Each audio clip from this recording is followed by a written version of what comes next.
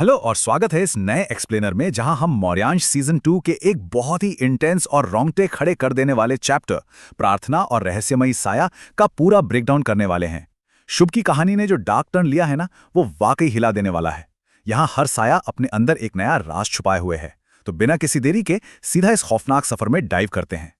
अब सबसे बड़ा सवाल जो शुरुआत में ही दिमाग में आता है वो ये है कि क्या शुभ की ये मासूम सी प्रार्थना सच में उसे शांति की तरफ ले जा रही है, या फिर ये किसी बहुत बड़ी तबाही का पहला सिग्नल है। मतलब सीन इतना इमोशनल लगता है, लेकिन अंदर ही अंदर एक अजीब सी बेचैनी बनी रहती है कि कहीं ये भेद्यता और समर्पण का खूबसूरत पल कोई जानलेवा जाल तो नहीं। इस बेचैनी को समझने के लिए जरा उस घर के माहौल पर गौर करते हैं। सब कुछ एकदम नॉर्मल दिखने का दिखावा कर रहा है। माँ अपने काम में लगी हैं, पिता आराम से कुछ पढ़ रहे हैं, एकदम टिपिकल फैमिली सीन, राइट। लेकिन इस पूरी नॉर्मल रूटीन के बीच शुभ अपनी ही फैमिली से पूरी तरह कटा हुआ है। खिड़की के बाहर की दुनिया से उसका कोई नाता नहीं बचा है, और ये उसके गहरे डिप्रेशन और अकेलेपन की बस एक शुरुआत है। और इसी भयानक अकेलेपन के बीच उसके दिमाग में बस एक ही थॉट लूप पर चल रहा है, क्या मैं मौर्यांश से फिर कभी मिल पाऊंगा। सच कहूं तो ये सिर्फ एक सवाल नहीं है, ये उसके अस्तित्व पर छाया एक ऐसा दर्द है जो उसे अंदर ही अंदर खाए जा रहा है। और इसी हताश कर देने वाले विचार की वजह से वो एक ऐसा कदम उठाता है जिसकी किसी ने उम्मीद नहीं की थी। इस इमोशनल उथल पुथल और घुटन से बचने के लिए शुभ चुपचाप बिना एक शब्द कहे घर से निकल जाता है। ढलती शाम है, ठंडी हवाएं चल रही हैं, और वो बस बेसुध होकर चलता जा रहा है। और फाइनली शांति की तलाश उसे एक मंदिर के दरवाजे तक ले आती है। ये पूरा सफर उसके अंदर के तूफान से लेकर एक आध्यात्मिक शांति तक का बहुत ही शानदार चित्रण है। मंदिर पहुंचते ही अचानक से पूरी वाइब बदल जाती है। एक बहुत ही सेंसरी शिफ्ट महसूस होता है। बाहर लोगों की हल्की हल्की भीड़ है, गूंजती हुई घंटियों की आवाज है, अगरबत्ती की वो जानी पहचानी महक है। सब कुछ इतना शांत लगता है कि शुभ के अंदर का तूफान जैसे एकदम से थम सा जाता है। लेकिन असल में ये शांति जानबूझकर बुना गया एक इल्यूजन है, जो हमें आगे आने वाले खतरे से पूरी तरह बेखबर कर देता है।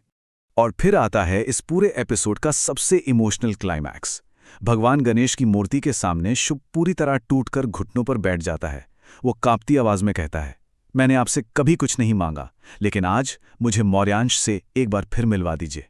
इस एक लाइन में जो दर्द और सरेंडर है ना, वो सीधा दिल पर लगता है। लेकिन यहीं पर कहानी सबसे डार्क और खौफनाक टर्न लेती है। जरा इस कॉन्ट्रास्ट को देखिए। एक तरफ मंदिर के अंदर शुभ की बंद आंखें हैं, ईश्वरीय उम्मीद है और एक सेफ फीलिंग है। और ठीक उसी वक्त मंदिर के बाहर एक गहरी काली कार आकर रुकती है।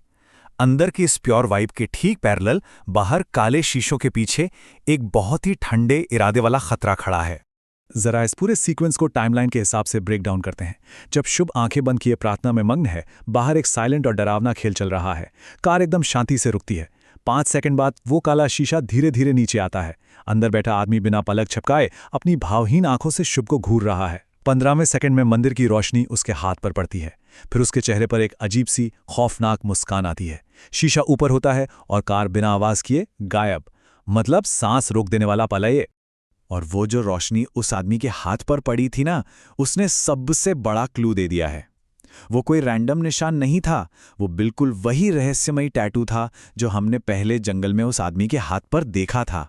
ये सीधा सीधा इस बात का प्रूफ है कि ये कोई नया अजनबी नहीं है। ये वही पुराना कैलकुलेटिंग दुश्मन है जो वापस आ गया है और पास्ट के ट्रॉमा को प्रेजेंट से जोड़ रहा है। अब यहाँ की ड्रामेटिक आयरनी देखिए तो सच में बहुत डरावनी है। कार के जाने के ठीक बाद शुभ अपनी आंखें खोलता है। वो अपने आंसू पोंछता है और उसे लगता है कि उसकी प्रार्थना सुन ली गई है। एक नई उम्मीद के साथ वो खुद को सेफ महसूस कर रहा है।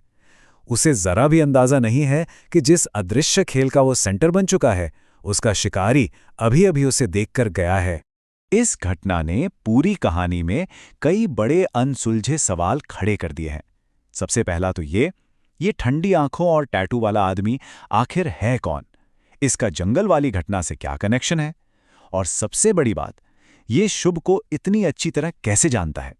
और दूसरा सवाल, जो साइकोलॉजिकली और भी ज्यादा डिस्टर्बिंग है, उसने शुभ को नुकसान क्यों नहीं पहुंचाया? वो इतने करीब था, लेकिन वो बस एक खौफनाक स्माइल देकर चला गया। क्या ये इस बात का इशारा है कि वो किसी बहुत बड़े विनाशकारी मास्टर प्लान की तैयारी कर रहा है? वो मुस्कान किसी ऐसे इंसान की थी जिसे अपने शिकार को जाल में फंसते हुए देखने में मजा आता है। क्या ऐसा हो सकता है कि शुभ का ये अंधा विश्वास और उसकी मासूम प्रार्थनाएं उसे सच में मौर्यांश तक पहुंचा देंगी, या फिर किस्मत उसे अनजाने में एक ऐसे गहरे और अंधेरे जाल की तरफ धकेल रही है जहां से वापस आना नामुमकिन है? क्या पता जो रास्ता मंदिर की शांति तक लाया था वही रास्ता सीधे तबाही की ओर जाता हो। और इन सब चीजों के बाद जो सबसे बड़ा डर है वो यही है, क्या मौर्यांश की जान एक बार फिर से भारी खतरे में है? इस एक चैप्टर ने पूरी सीरीज के स्टेक्स को जिस तरह से पलट कर रख दिया है वो माइंड ब्लोइंग है। ये हमें पूरी तरह से सोचने पर मजबूर कर देता है कि आगे जो तूफान आने वाला है वो कितना विनाशकारी होगा। इन रहस्यों के जवाब क्या होंगे ये तो आगे ही पता चलेगा, लेकिन एक बात तो तय है, इस एक्सप्लेनर के बाद हम सबको अगले चैप्टर का बेसब्री से इंतजार रहेगा।